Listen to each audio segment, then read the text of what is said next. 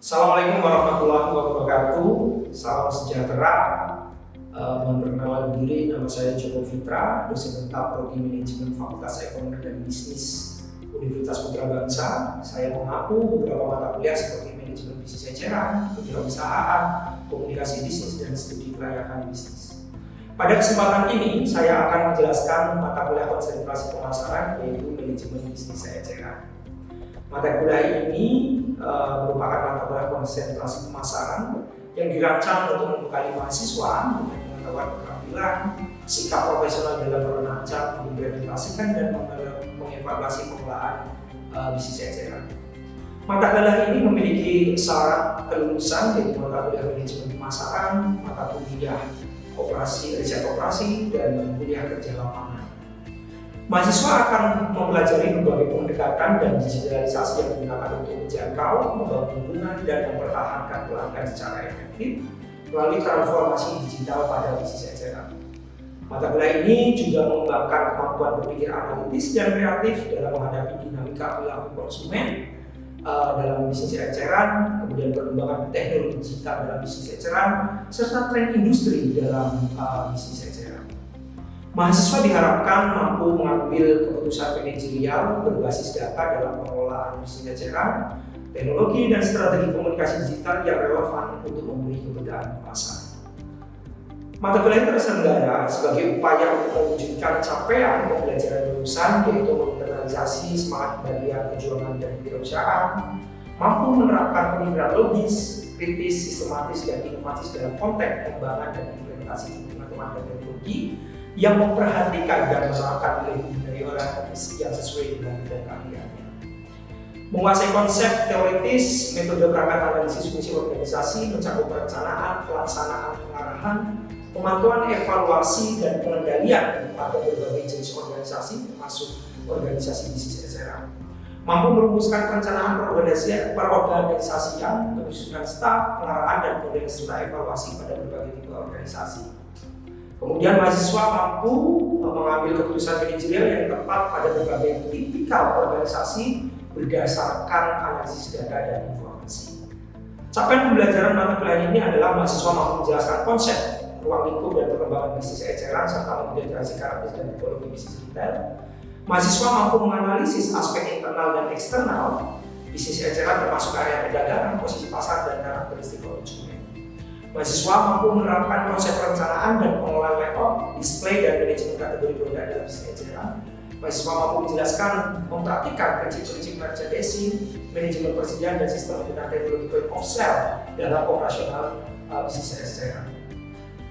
Mata kuliah ini berisikan materi dari konsep dasar manajemen eceran, perilaku konsumen, strategi pemasaran, aspek sumber daya manusia, aspek keuangan dalam bisnis retail, pemilihan lokasi retail, sistem informasi bisnis eceran, manajemen relasional, perencanaan dan pengelolaan barang dagangan, sistem pembelian barang dagangan, strategi penetapan harga, bauran komunikasi, dan perancangan tata ruang toko serta yang terkait dengan kualitas layanan dalam bisnis eceran.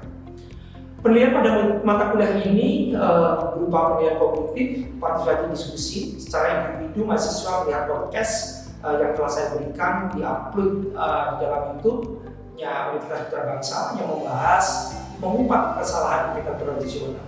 Selanjutnya mahasiswa mencari warung tradisional, kemudian menganalisa apa kesalahan-kesalahan warung eceran sebagai representasi dari retail tradisional. Pada akhir perkuliahan, mahasiswa secara berkelompok masing-masing 5 orang mendapatkan penugasan project base, yaitu merancang transformasi retail tradisional ke retail modern, di mana dari 5 anggota ini dipilih salah satu warung yang sebagai penugas individu, kemudian dikonsepkan rancangan agar warung tersebut mampu bertransformasi dari bisnis retail tradisional menjadi retail modern. Demikian, dan selanjutnya saya akan menjelaskan proses perkuliahan di dalam kelas. Tetapi sebelum kita lanjut, karena tadi sudah ada prolog dari pendapatnya kami, kita coba di pembelajaran hari ini, capaian pembelajarannya itu apa sih? Ya, yang pertama saya berharap bahwa saya merancang ini di pertemuan pertama ini, capaian pembelajaran 1, pertemuan ke-1 ini, bahwa kalian sebagai mahasiswa ini dapat mengerti tentang definisi manajemen bisnis retail. Mengerti ya, bukan menghafal ya. ya, manajemen bisnis eceran dan retail ya, karena kita biasa terbawa ke ranah retail ya di tataran praktis. Kemudian yang kedua, mahasiswa dapat memahami perbedaan apa yang di paradigma bisnis eceran tradisional dan paradigma bisnis eceran modern. Ini nanti harapannya betul paham, bukan hanya menghafal, bukan hanya mengerti, tetapi memahami.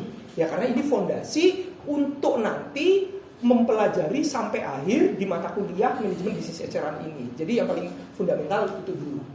Kemudian nanti kita akan juga berdiskusi di pagi hari ini bahwa mahasiswa ini mampu memahami format toko eceran. Formatnya itu banyak ya. Ada toko kelontong yang tadi disebutkan Madura, ada yang minimarket, ada yang tos serba, ada yang supermarket, ada yang konsepnya supercenter dan sebagainya, gitu kan. Tetapi mungkin nanti yang kalian lebih familiar itu ada di tataran toko kelontong, minimarket dan supermarket swalayan, tos serba gitu ya. Ya silakan saja didiskusikan ya. Oke. Nah, inilah bagian konsep yang saya buat. Jadi di dalam rantai retail itu, pertama ini kan rantai distribusi ini. Kalau Kotler mengatakan ini saluran distribusi tingkat berapa ini? Kalau tingkat 0 kan produsen ke konsumen akhir. Ya kan? Kalau tingkat 1 ada penengahnya. Ini penengahnya 2 berarti tingkat 2. Ini kalau dari teorinya Kotler. Nah, di akhir inilah yang di blok warna merah ini yang disebut kajian manajemen bisnis eceran. Proses transaksinya di situ. Ada eceran, toko kelontong, dia menjual ke konsumen akhir. Pak, bagaimana kalau perusahaan produsen itu langsung ke konsumen akhir? Boleh nggak konsepnya menjadi eceran? Disebut eceran boleh nggak? Boleh, karena memang kata kuncinya adalah yang membeli adalah konsumen akhir. Konsumen akhir itu apa toh? Konsumen yang membeli untuk dikonsumsi secara pribadi walaupun kuantitinya banyak. Kan beda kalau kita yang paling umum ya. Konsep eceran itu kan belinya sedikit, betul kan? Ya. Tetapi tidak selamanya.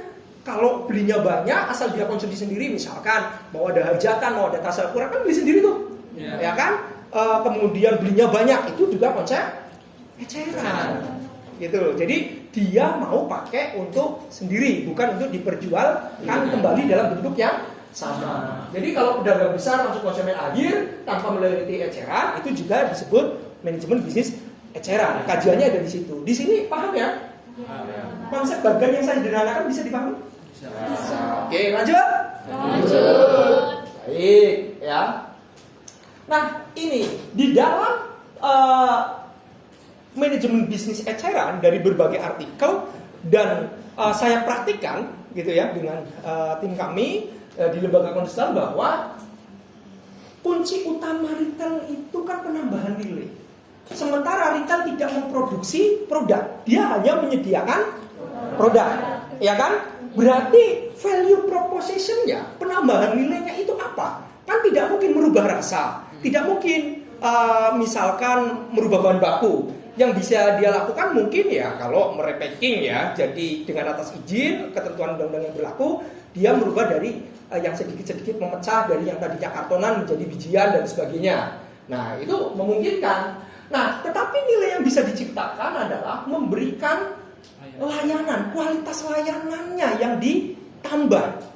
Ya, di sini yang di PPT saya jelaskan ada layanan antar, ada layanan buka 24 jam. Ada yang namanya bonus, ada diskon, ada parkir gratis, jasa pengiriman gratis, dan lain-lain sesuai dengan strategi yang disesuaikan dengan kebutuhan pasar. Jadi target pasar, jangkauan pasarnya apa, itulah yang akan ditambahkan menjadi nilai plus. Gitu. Jadi bisa nggak kita menduplikasi dari lain? Bisa, asal sesuai dengan keinginan atau kebutuhan yang diinginkan konsumen kita. Gitu ya. Tapi ya jangan plek-jiplek gitu ya, ngambil dari mana persis, tetapi tidak sesuai dengan kebutuhan. Nah maka itu menjadi tidak tepat guna. Strategi itu menjadi tidak tepat guna. Gitu. Nah ini conclusion saya, Mas Nanda.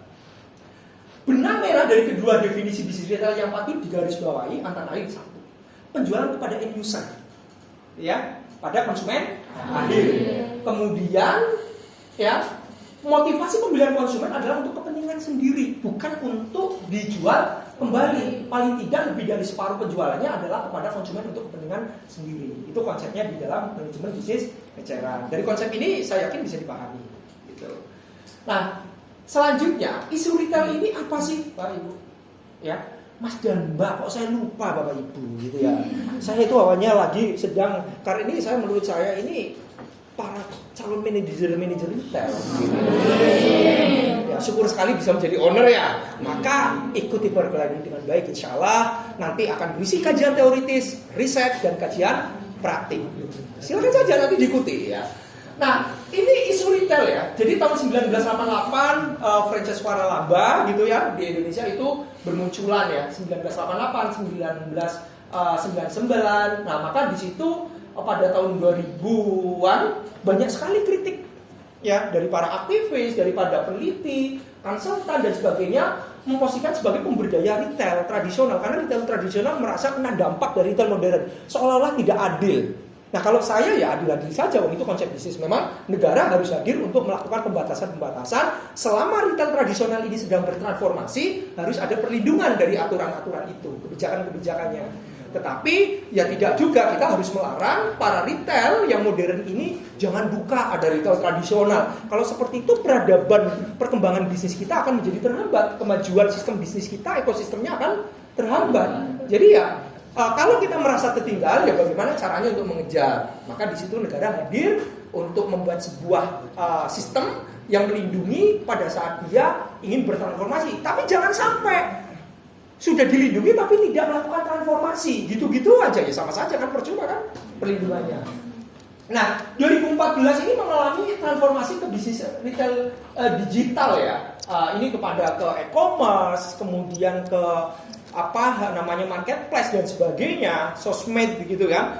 Nah, sekarang 2019 ini gongnya pada saat 2019 ini COVID-19 retail ini benar mereka itu konsumen itu kan ada yang namanya istilahnya itu yang tidak boleh kemana-mana itu.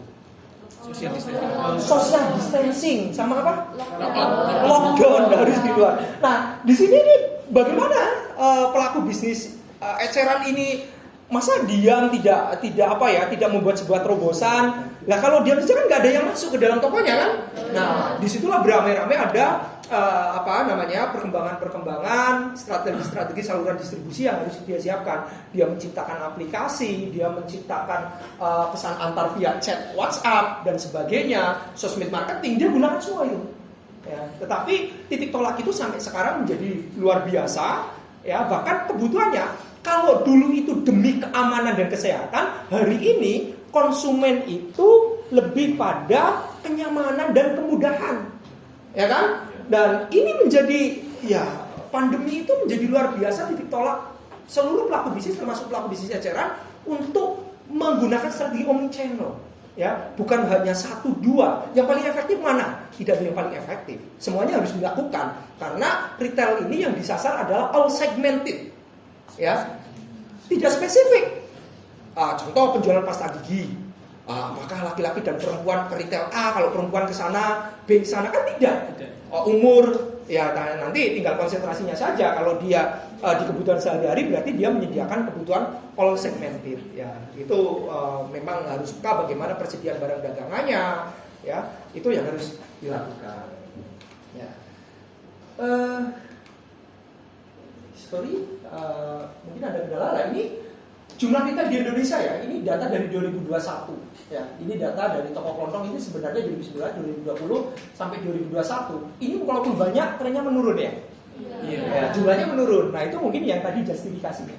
Kemudian kita lihat nih Toserba yang masuk di situ minimarket. Dia sedikit tapi ada 34, 36, 38. Semakin naik kan?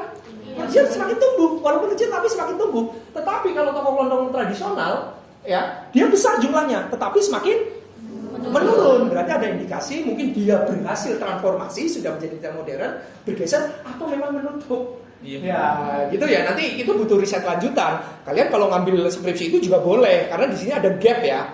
Data ini menunjukkan gap. Ya. Nah, ini keterangannya. Jadi yang saya blok ini ada penurunan jumlah retail format toko kelontong tradisional ya. Kalau tadi kan toko kelontong di Indonesia itu didominasi oleh 98% oleh toko kelontong tradisional kan. Tetapi 2020-2021 itu ada penurunan jumlah retail sampai dengan ada penelitian beberapa yang dilakukan Widiawati dan Suwanto ini terdapat perbedaan yang signifikan antara jumlah omset penjualan, modal, perputaran barang dagangan, laba usaha di retail tradisional dan retail modern, dan sesudah adanya retail modern. Ini dia indikasi ini ada dampak memang, ya ada dampak, ya hipotesanya ada dampak, tetapi ya harus riset lanjut sih, gitu. Apakah benar yang menjawabkan? Nah, perbedaan omset itu dilatar belakangi karena adanya perbedaan sumber daya retail. Retail itu serba terbatas. Kadang-kadang toko kelontong itu yang baru mulai buka, gitu, ya itu karena benar-benar nggak punya pekerjaan atau apa, teras rumah dijadikan warung, jendela dijebol jadi warung, gitu kan? Nah, kalau retail modern kan nggak, cari lokasi yang strategis, dibangun, biaya anggaran biaya investasinya berapa, jadi sudah serba go. Nah, ini yang kecil-kecil ini, gitu, ya, oke. Nah, konsep konsumen itu memiliki pilihan ya, kemanapun. Jika hari ini konsep retail tradisional masih memiliki pelanggan, mungkin pelanggan generasi lamanya masih ada. Coba bayangkan kalau generasi lamanya sudah hilang, ikut hilang nggak retailnya? Iya. Ya. Sementara kita saja itu cenderung mengajak generasi kita itu ke toko modern. Saya misalkan punya anak, kalian punya adik. Wah, di warung tetangga nggak ada, ngajaknya kemana? Minimarket modern? Oh iya, di minimarket modern itu. Ya, mau tidak mau itu mendoktrin generasi kita bahwa ini loh standar belanja retail yang bagus, yang ideal seperti ini. Jadi besok ketika dia bisa beli sendiri, dia akan datang yang seperti itu. Nah, makalah di sini ada dorongan transformasi. Ya. Nah, ini paradigma retail, Mas dan Mbak, yang saya usung itu di sini. Ya. Jadi banyak sekali ahli yang selalu membetulkan paradigma retail tradisional dan retail modern. Ya. Nah, dari case ini saya sebagai konsultan, saya sebagai dosen manajemen bisnis eceran, dan saya sebagai pelaku usaha, maka saya menawarkan konsep yang namanya transformasi. Bagaimana retail tradisional ini tidak tutup, tidak gugur, tidak tumbang, tetapi dia ada celah-celah bagaimana minimal mengekor ke retail modern supaya dia bisa bertahan, ya. Nah, kalau tradisional kan pandangannya yang menyatakan bahwa pengelolaan retail itu dilakukan secara sederhana konvensional. Indikatornya apa? Bisa diutangi, modalnya seadanya, produk tidak di layout, tidak di display, tidak ditata dimanapun, gitu kan? Peralatannya juga sederhana. Kemudian kalau retail modern itu ya barangnya lengkap, variannya banyak, RBT, rapi, bersih, terang, outletnya dingin, AC, gitu kan? Gitu kan? Jadi semua memakmurkan, memanjakan konsumen dan sebagainya. Nah, dari gap ini antara paradigma tradisional dan paradigma modern, saya membuat sebuah konsep dari berbagai penelitian yang pada akhirnya saya menyimpulkan bahwa penyelesaian gap ini, kesenjangan retail dan modern ini diselesaikan bahwa retail tradisional itu mampu merubah menjadi retail modern dengan proses apa? Transformasi. Transformasi itu menjadi lebih baik dari retail tradisional menjadi retail modern, dan minimal dia ngekor sehingga menyimbangkan persaingan. Semuanya berbagi pasar gitu ya. Kalau menyalip ya sumber dayanya saja ya sudah berbeda ya bahasanya. Kalau main bola, satu materi pemainnya siapa, ini materi pemainnya orang di sekitar gitu ya, asli AMSI, asli kampung sini bahasanya. Itu yang satu dari mana-mana. Ini kan sebenarnya berbeda, tetapi minimal ini bisa diselesaikan lah ya. Tidak semuanya merata. Nah, ini Mas Mbak, konsep yang saya tawarkan yang sudah dijalankan, saya juga terlibat aktif dan ini menjadi kajian penelitian saya juga. Dia berhasil loh, ternyata dari warung yang sebelah seperti ini, tatanya tidak terlihat kan? Kita teliti apa step-stepnya, ternyata walaupun kecil, ternyata kami lewat hasil penelitian bisa merubah ini step-stepnya, gitu kan? Ini ada di Kecamatan Puring, Kabupaten Kebumen ya, gitu. Nah, ini penelitian pendukung. Jadi nanti bisa dibuka orientasi keurisan berbasis komunitas, ya, studi pada transformasi pelaku retail tradisional ke retail modern di Kabupaten Banyumas Cakep, ya.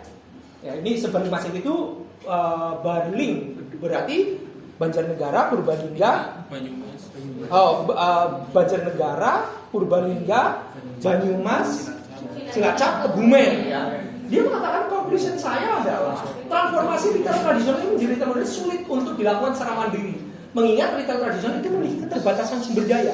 Jadi mereka itu saya menyarankan bergabung dengan komunitas. Karena di situ ada berbagi ruang, berbagi sumber daya, ada aktivitas-aktivitas seminar, workshop, pelatihan, gitu kan? Kemudian ada kedekatan interpersonal sehingga ketika dia bertanya lebih lanjut ada ruang di situ. Oke? Jika suatu retail tradisional dalam proses transformasi bergabung ke dalam komunitas, maka ada guidance, ada pedomannya untuk transformasi. Kalau tidak sulit, maka itulah menjadi lebar. Gitu ya. Nah, ini nanti paradigma yang lebih detail dibaca saja. Nah, inilah tugasnya kalian sebagai pendukung. Jadi saya itu punya podcast dan ini hari ini penontonnya sudah luar biasa. Ya kalau dulu itu 1,2000 ini sudah 7.000. Ya, podcast paling rame di channelnya Universitas Putra Bangsa. Ya, jadi ini benar-benar nanti yang dibahas artinya ketika modal kita terbatas, itu apa sih yang harus dilakukan? Manajemen keuangannya seperti apa? Manajemen persediaan barang dagangannya seperti apa? Manajemen pemasarannya seperti apa gitu, ya. Nah, ini silakan nanti dibuka, direview, di pertemuan ketiga kita diskusikan. Kalian boleh bertanya apapun terlihat ini. Karena ini kan narasumbernya saya, jadi saya mungkin bisa mengungkap dengan data-data penelitiannya. Oke, sampai sini ada yang perlu didiskusikan, Mas Mbak? Ya, Pak. Oh, ya namanya siapa? Rizky, Pak. Rizky. Rizky. Rizky rumahnya mana Rizky? Bumi Ayu, Pak. Ya. Bumi Ayu? Iya. Oke, berbas, silakan. Kan tadi kan tentang banyaknya retail tradisional yang mengalami kesenjangan antara retail tradisional dan modern. Itu kan di rumah saya kan banyak ya Pak retail tradisional yang mengalami kemunduran dan kesalahan yang terjadi itu bagaimana sih Pak? Tutup iya Pak. Itu bagaimana sih Pak ketika kita memiliki retail ya Pak tradisional, itu bagaimana strategi kita yang harus dilakukan? Oke, gitu. Nah, kalau jawaban itu mungkin tidak bisa instan ya Mas Rizky ya, karena ada faktor kita harus mengevaluasi itu karena apa. Tapi saya bisa menganalogikan.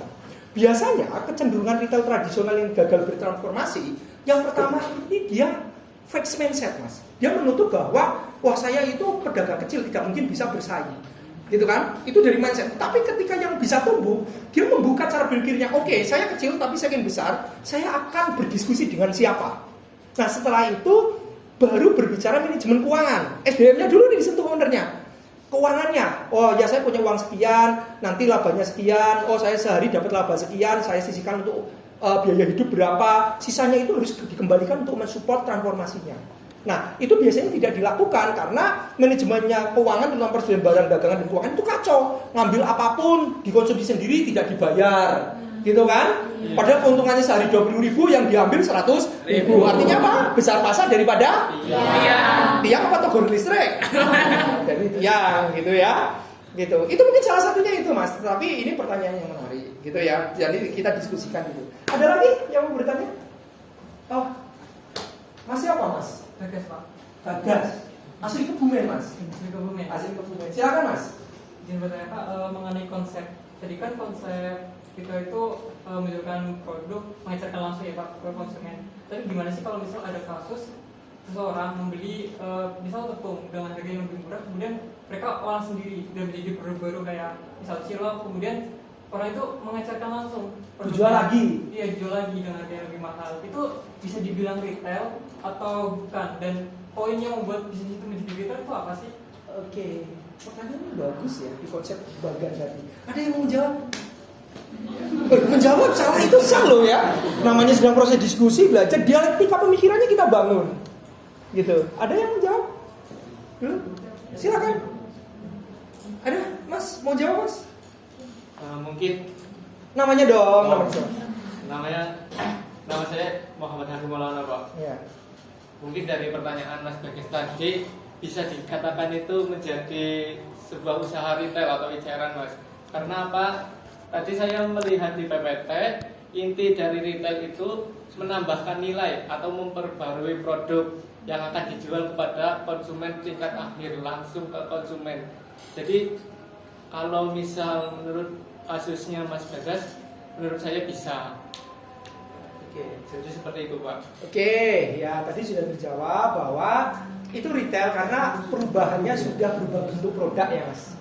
Ya, jadi kalau dia jual tepung terigu lagi atau kanji lagi itu menjadi kajiannya reseller atau grosir gitu ya. Karena itu kan sudah menjadi cilok ya Mas, berubah bentuk gitu. Terima kasih Mas Rizky. Oke. Mas Hakim ya, lupa. Oh ini Mas Rizky ya.